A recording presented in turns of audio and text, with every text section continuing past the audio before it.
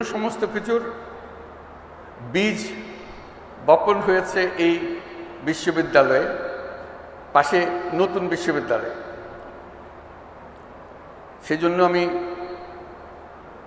জোবরার কাছে কৃতজ্ঞ, এই বিশ্ববিদ্যালয়ের কাছে কৃতজ্ঞ, যেহেতু বিশ্ববিদ্যালয় আমাকে জায়গা দিয়েছিল এখানে আসার জন্য। এরপরে যে কোনোদিন একটা নোবেল পুরস্কার পাওয়া যাবে এটা কোনোদিন মনে আসেনি, তবে লোকে বলা বলি করেছে মাঝে মাঝে। চট্টগ্রাম বিশ্ববিদ্যালয় যখন নিজের পরিচয় দেয়, হয়তো বলে যে আমাদের বিশ্ববিদ্যালয় থেকে আমরা নোবেল পুরস্কার পেয়েছি, গৌরব করে।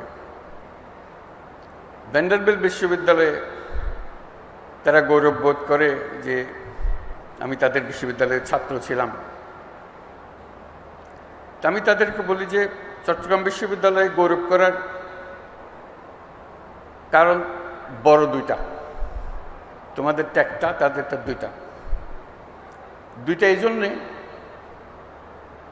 এই পুরো কর্মসূচি যার জন্য নোবেল পুরস্কার, তার সমস্ত গোড়াপত্তন হয়েছে এই বিশ্ববিদ্যালয়ের সাহচর্যে।